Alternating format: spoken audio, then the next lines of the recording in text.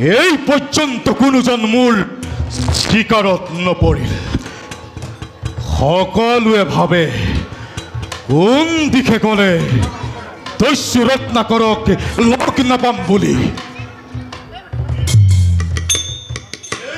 থাকিলে মোৰ মনৰ কামনা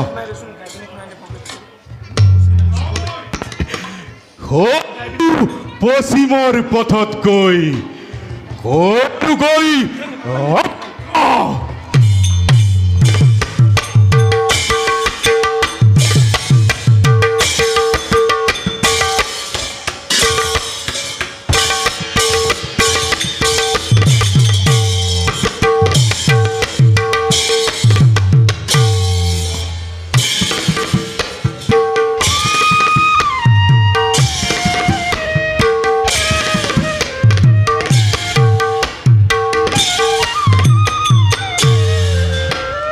মহাপাপী দস্যু ৰত্নাকৰ জ্ঞানৰ প্ৰদীপে হেৰালটো এইবাৰ হাতৰ মদগৰ আৰু তৃষ্ণ তৰোৱালেই হ'ল তোল নৰহত্যাৰ আচল সম্পদ যিদিনাই তোৰ হাতত মদগৰ আৰু তৃষ্ণ তৰোৱালে নাথাকিব সেইদিনাই মুক্তি পাবি তই আৰু সেইদিনাই বুজি পাবি ৰাম নামৰ মহিমা কিমান যাওঁ এতিয়া আমি নিজ কৰ্তব্যত সমগ্ৰ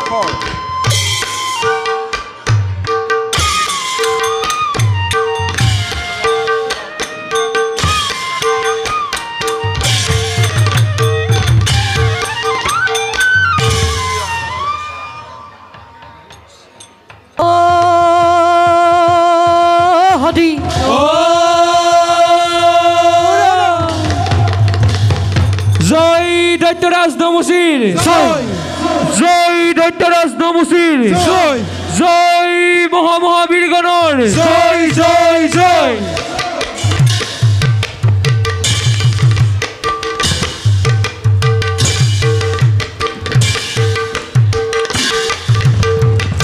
ওয়াৰে সভা মাজে প্ৰৱেশিলা দৈত্যৰ জন আৰে সংগে চলে বীৰগণ দেখি ভয়ংকৰ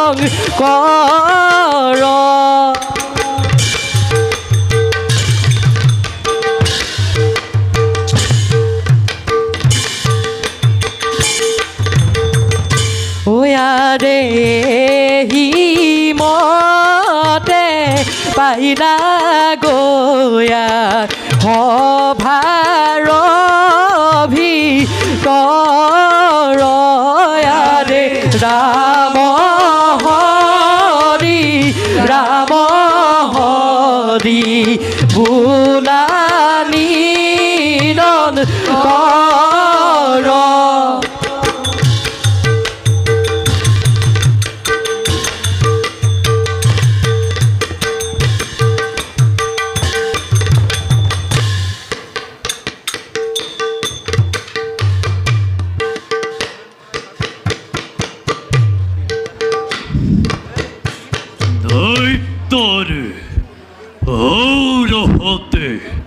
জন্মজাত নামৰ নমচি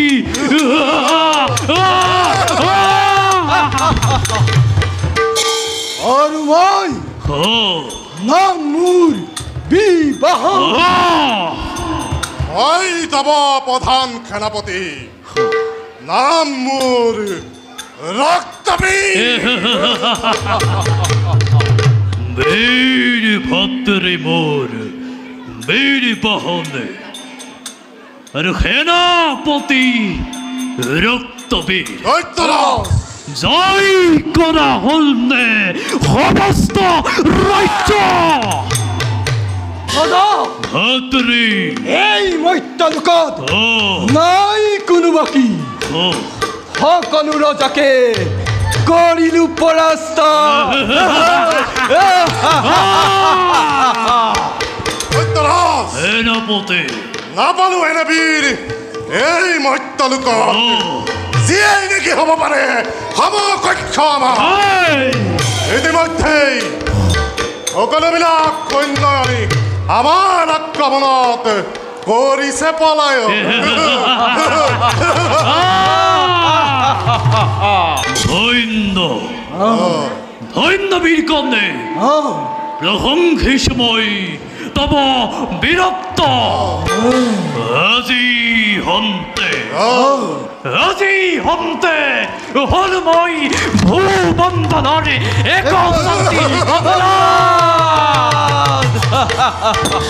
আৰ বীৰকন্যা দৈত্যৰাজ এই চলে সকল প্ৰজয় মোৰেই গুণান কীৰ্তন কৰছে নে অন্য দেবতাৰ নাম কৰছে উচ্চাৰণ দাদা ভাতৃ তাৰ বাবে চিন্তা নাই প্ৰয়োজন ৰাজ্যৰ সকলো প্ৰজাই আপোনাৰ এই গুণ গৰিমা কৰিছে কীৰ্তন।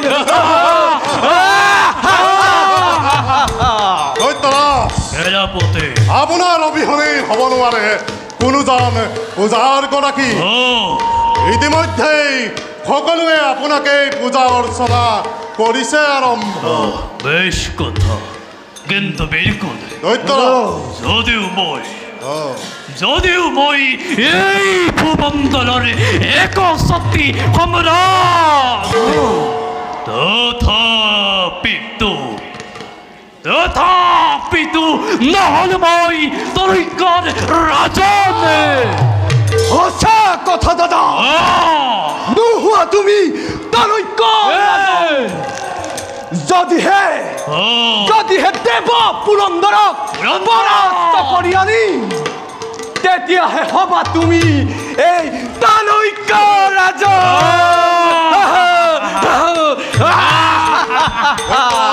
সেনাপতি তাৰ বাবে আপুনি অলপো নকৰিব চিন্তা আপোনাৰ অভিলাষ পূৰণ কৰাই আমাৰ প্ৰধান কৰ্তব্য বেশ কথা বীৰকন্যা দৈত্যৰাজ যেতিয়া ৰাজ্যৰে সকলো প্ৰজাই মোকেই কৰ্তা মিঠা বুলি মাৰিব তেতিয়াহে ক্ষতি পাহিব মোৰ জগত জুৰি এতিয়া যোৱা সকলোতে এই কথাৰে প্ৰমাণ কৰি আহা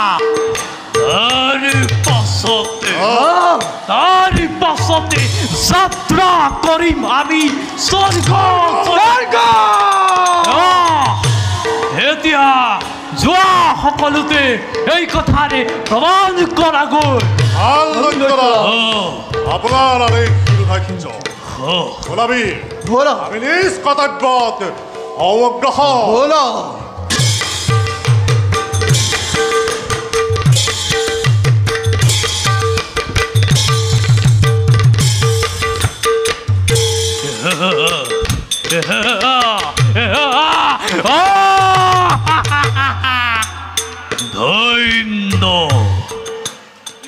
ধন্য মোর বীরত্ব ধন্য মোর পরাক্রম ধন্য মোর নমস্তির না যারে নাম শুনিলে এই জগতে ধরা ধরে হয় গপ্পবাদ মই সেই দৈত্যপতি নমুচি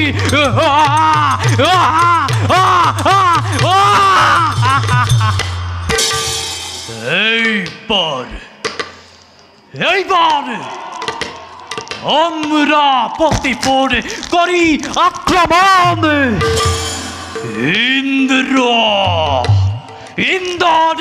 ইন্দ্রত্ব ধরিয়ে মুহারি মই হোম দ্বিজ কতরে জাগ্রত ঈশ্বর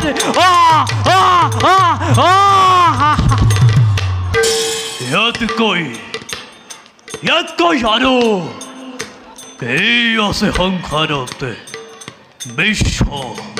বিশ্ব ব্ৰহ্মাণ্ড ঘূৰিব লাগিব মোৰেই নিৰ্দেশত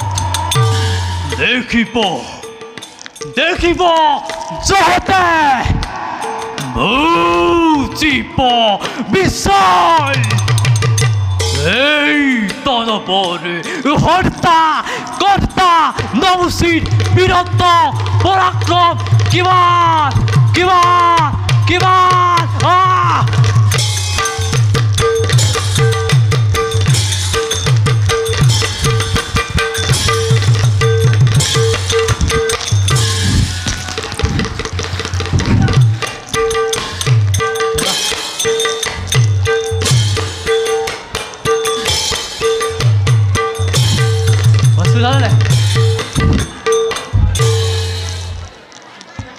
অৰুণৰ ৰঙা ভাই জাতিষ্কাৰ কৰিছে মোৰ কৈলাশ পৰি সকলোৱে কয় দুখিত মই নঙতা ফকীৰ কিন্তু ইয়াৰ মাজতেই বিচাৰি পাওঁ যেন নিৰাকাৰ প্ৰভুৰ ভক্তিৰ অঞ্জলি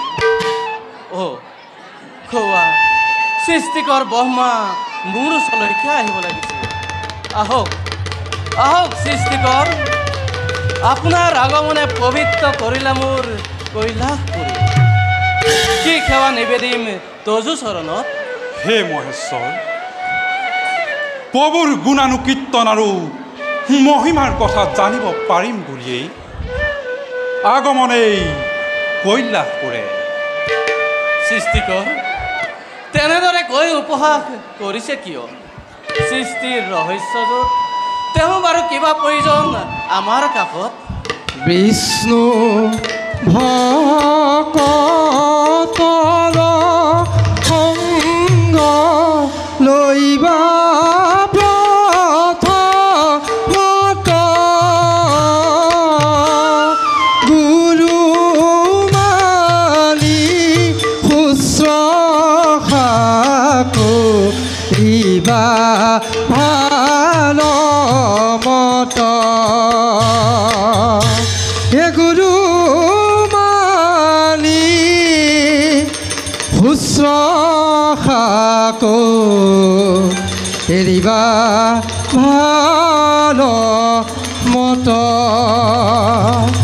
নাৰায়ণে নাৰায়ণ দেৱৰজী কি যে কপাল মোৰ সৃষ্টিকৰ্তা আৰু সংহাৰকৰ্তা দেৱৰজী দুয়োকে মোৰ সহস্ৰ প্ৰণাম অচলা ভক্তি হওক কোৱা দেৱৰজী প্ৰভু কি সংবাদ আনিছা তুমি হে প্ৰভু সেই কথা পিতা সৃষ্টিকৰক আগতে কৰিছোঁ অৱগত কিন্তু উপযুক্ত সমিধান বিচাৰি নাপায় আপোনাৰ মুখেই পাম বুলি আহিছোঁ আপোনাৰ ওচৰলৈ বুজিছোঁ নতুনৰ সম্ভেদ বিচাৰি মোৰ কাষ চাপিছা দুইজন হয় প্ৰভু মহেশ্বৰ সৃষ্টিকৰ এক অংশ নাৰায়ণ চাৰি অংশ হৈ দেখা দিয়াৰ কাৰণ কি মহেশ্বৰ ৰহস্য অতি ৰহস্য প্ৰভু প্ৰভুৱে বৈকুণ্ঠ ভৱনে যি ৰূপ দেখালে সেই চাৰি ৰূপে অংশে ৰূপ হৈ প্ৰভুৱে অৱতাৰ হ'ব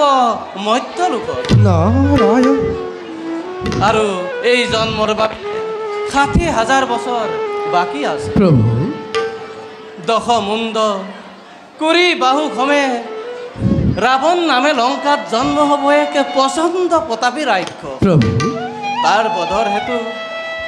তাৰ বধৰ হেতু দশৰথৰ ঘৰে জন্ম হ'ব চাৰিজন শ্ৰীৰাম ভৰত লক্ষ্মণ আৰু শত্ৰুঘ্ন এক অংশ নাৰায়ণ চাৰি অংশ হৈ তিনিগৰাকীৰ গৰ্ভে সুভক্ষণে লভিব জন আৰু আৰু দেখা পোৱা ভক্তজনে হ'ল বীৰ হনুমান। নাৰায়ণ নাৰায়ণ। হে প্ৰভু, তোমাৰ অনন্ত মহিমা কিমান লীলা কৰিব আৰু প্ৰভুৱে। হে প্ৰভু, তোমাৰ অনন্ত মহিমা প্ৰভু, অপাৰ লীলা দেৱৰ্ষি প্ৰভু। লক্ষ্মী সীতাৰূপে লভিব জনম জনকৰ গৃহে, পিতৃ সত্য পালি বনবাসে যাব শ্ৰীৰাম লক্ষ্মণ আৰু সীতা। হৰিব সীতাক দুষ্ট ৰাৱণে, ৰাৱণক বধি উদ্ধাৰ কৰিব সীতাক। দেৱৰ প্ৰভু, ব্ৰহ্ম হত্যা পাপ যিজনে কৰে, একবাৰ ৰাম নাম স্মৰণে সৰ্ব পাপ কৰিব হৰ। আৰু মহাপাপী হৈ যদি ৰাম নাম লয়, তেন্তে জীৱিত কালত কদাপি পাপ নহয়। ৰাম নাম প্ৰকাশ হ'ব সংসাৰ। প্ৰভু, মহেশ্বৰ, ইমান ইমান ডাঙৰ মহাপাপী ক'ত আছে সংসাৰত? আছে প্ৰভু। সাৱন্য মুনিৰ পুত্ৰ, নাম তাৰ দস্যু ৰত্নাকৰ। ৰত্নাকৰ দস্যু ভিত্তি লাভ কৰি সকলো পাপত পতিত সেইজন। গতিকে সৃষ্টিকৰ ৰত্নাকৰক ৰাম নাম পুলকিত কৰাই তাৰ মুখেৰেই ৰাম নামৰ মহিমা প্ৰকাশ কৰক। এই দায়িত্ব আপোনালোকক কৰিলোঁ। নাৰায়ণ নাৰায়ণ। বুজিলোঁ প্ৰভু, সকলো বুজিলোঁ। দস্যু দ্বাৰাই ৰাম নাম হ'ব প্ৰকাশ। হয় দেৱৰ্ষি। হে পিতা, বল আমি নিজ কৰ্তব্যত অগ্ৰসৰ। বলা বাচা, পাপীৰ মুক্তিৰ বিধান ৰচনা কৰোঁগৈ। মহেশ্বৰ, সৃষ্টিকৰ আমি এতিয়া বিদায়হে জনাইছোঁ। বলক সৃষ্টিকৰ।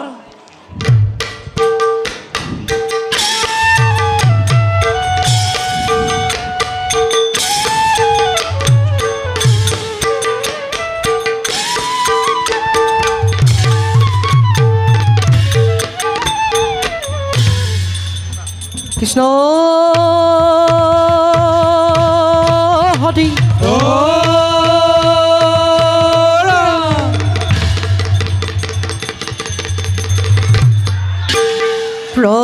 প্ৰবেশিলা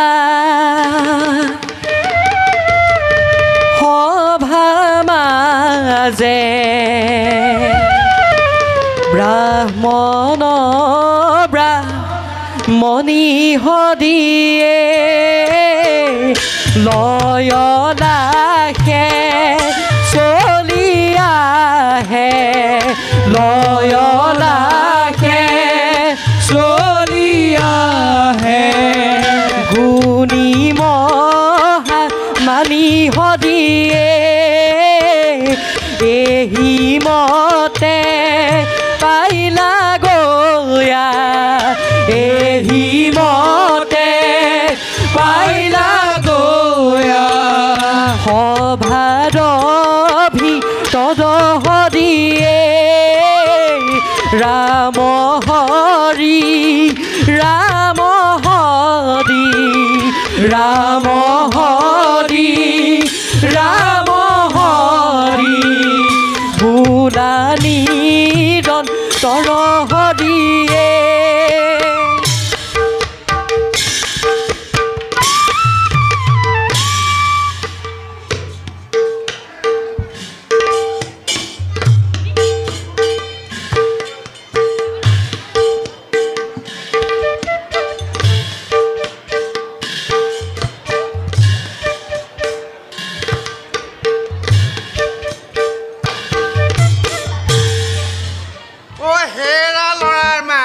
কিবা ক'ব? ঐ কৰি টোপোলাটো আনিলানে? আনিছো আনিছো আনিছা? আনিছো। হেৰি কোৱাচোন। বৰ বিষাইছে অ'। বিষাইছে? ক'ত বিষাইছে? এই ইয়াত বিষাইছে। ইয়াত বিষাইছে? হয়। হেৰি কোৱাচোন। কথা এটা কওঁ আপোনাক। কি কথা? এই বোলে হেনো দস্যু ৰত্নাকৰ থাকে। কোন থাকে? দস্যু ৰত্নাকৰ। হে মহাপাপীটোৰ নাম কেলে লৈছা? ল'ব নালাগিছিলে।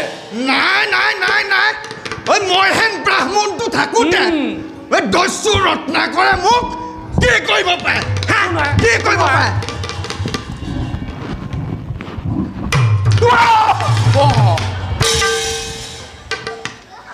হেৰি এই সামান্য শুকান গছৰ পাত দেখিলা পৰোঁতে ইমান ভয় খাব লাগেনে বাৰু হেৰি কোৱাচোন এই ইমান দূৰ বাটকৈ বাই আহিলোঁ এই সামান্য কথাত আপুনি ইমান জাঙু খাই উঠিব লাগেনে বাৰু এই কি যে কোৱা হেৰি কোৱাচোন এই জীয়ৰী কালতে মই কমজনী ধুনীয়া নাছিলোঁ দেই তাৰ পাছতো আপোনাক এই স্বামী ৰূপে গ্ৰহণ কৰিলোঁ তাৰপিছতো মোক স্বামী ৰূপে গ্ৰহণ কৰিলে হয় সেইবোৰ চলাহী কথাৰে মোক মন ভুলাবলৈ নাহিবা নাই বোলোৱা হেৰি কোৱা এই কথা এটা কওঁ আপোনাক কি কথা বেয়া পাব নি বাৰু তোমাক মই বেয়া পাব পাৰোঁ সেইটো হয় কোৱা এতিয়া নকওঁ নেকি কিনো ধেমালিখন কৰি থাকা কোৱা এতিয়া নকওঁ এই কোৱা ক'বলৈ কৈছোঁ আকৌ দেৰি হৈছে নহয় আমাৰ ইমান দূৰ যাবলৈ আছে তেতিয়াহ'লে কওঁ কোৱা হেৰি নহয় কিনো আমি যদি এই পথেৰে নগৈ এই পশ্চিম পথেদি গ'লে কেনেকুৱা হয় বাৰু এই পশ্চিম পথেদি বৰ ধুনীয়া হ'ব ব'লক তেনে বৰ বঢ়িয়া হ'ব নহয় ব'লক হয় তেতিয়াহ'লে আৰু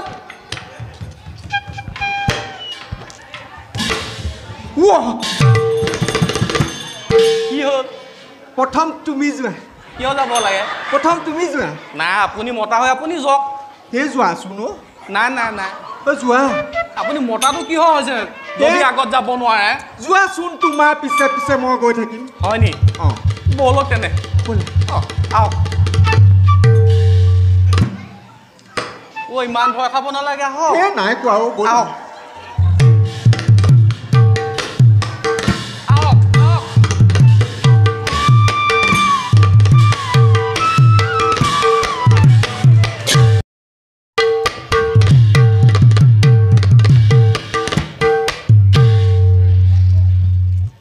মুদগৰ সাজু হতই কাৰোবাৰ মুণ্ড ভাঙিবলৈ তীক্ষ্ণ তৰোৱাল তয়ো সাজু হ কোনোবা দুৰ্ভগীয়ৰ হৃদয় বিচ্ছিন্ন কৰি তেজৰ নৈ বোৱাবলৈ তোৰ দ্বাৰাই লাভ হ'ব মোৰ অন্ন আৰু বস্ত্ৰ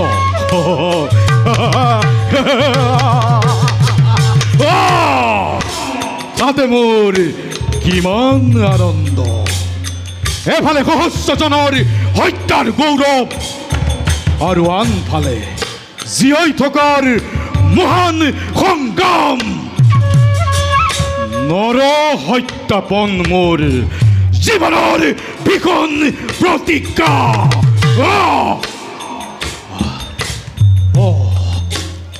আজি দেখোন কোনোৱেই অহা নাই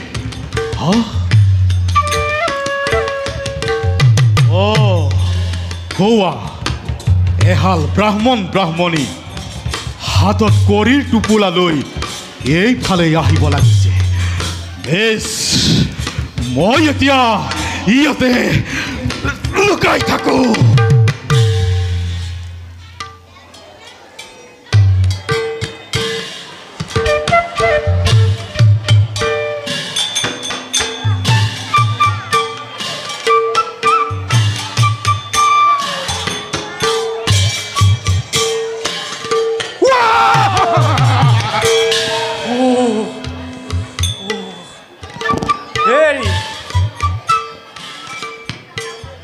শুনকচোন হেৰি কি হ'ল হেৰি এই মাতিলেও নোৱা মাতিও মনে মনে থাক মই কৈছিলোঁ নাই ৰাস্তাত আহোঁতে কেপ কেপাই নাহিবি কেনেবাকে যদি দস্যু ৰত্নাকৰে আমাক লগ পায় এই যে টোপোলাবোৰ ইমান দূৰ ভাৰ পাতি আনিছোঁ তয়ো আনিছ ময়ো আনিছোঁ গোটেই সোপা লৈ যাব সেইকাৰণে মনে মনে থাক বুজিছ হেৰি শুনকচোন কোৱা এই জীৱনত কাহানী ইমান ডাঙৰ যজ্ঞ দেখা নাই দেই অঁ নাই দেখা নাই দেখা নাই দেখা ইমানবিলাক বস্তু দান দিছে নহয় অঁ বা বা বা বা এই মই নক'ব আৰু দেই অঁ বহুত দিছে দিছে হেৰি কোৱা এই আমি অকণমান আগুৱাই যাওঁ ব'লক আগলৈ যোৱা লাহে লাহে গৈ থাকোঁ অলপ বহুতো ব'লা। খোজকাঢ়িও আহিছোঁ ব'লা মই গৈ আছোঁ আহক সাৱধান ব্ৰাহ্মণী এই তৰোৱাল তোৰ পেটত সোমাব ব্ৰাহ্মণ এই মুদগৰে তোৰ মুণ্ড ভাগিব আৰু তাৰ পাছত তহঁতৰ তেজ মাংস মই শিয়াল কুকুৰকে কৰাম ভক্ষণ আৰু তহঁতৰ এই বস্তুবিলাক তহঁতৰ এই বস্তুবিলাক মোৰ হ'ব আমাক দয়া কৰা আমাক দয়া আমাক দয়া কৰা আমি ভিক্ষাৰী ব্ৰাহ্মণ আমাক দয়া কৰা আমাক দয়া কৰা দয়াহীন ক্ষমহীন আজি এই দস্যু ৰত্নাকৰ সাজু তহঁত মৃত্যুৰ বাবে হে বীৰ শ্ৰেষ্ঠ তোমাৰ ওচৰত আমি কাতৰ অনুৰোধ কৰিছোঁ এই দ্ৰব্য বস্তুবোৰ লোৱা তুমি আমাৰ ল'ৰা ছোৱালীকেইটাৰ মুখলৈ চাই আমাৰ ল'ৰা ছোৱালীকেইটাৰ মুখলৈ চাই আমাক প্ৰাণ দিয়া প্ৰাণদান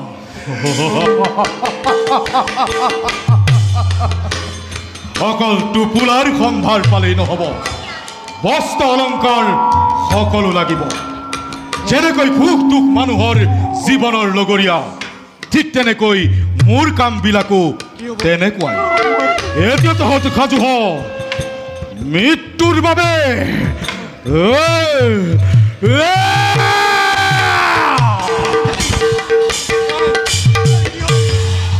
ব্ৰাহ্মণী তয়ো সাজু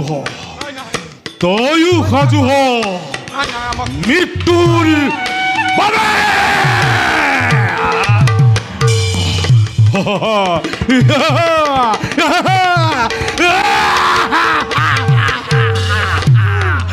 আনন্দকৰ ৰত্নাকৰ আনন্দকৰ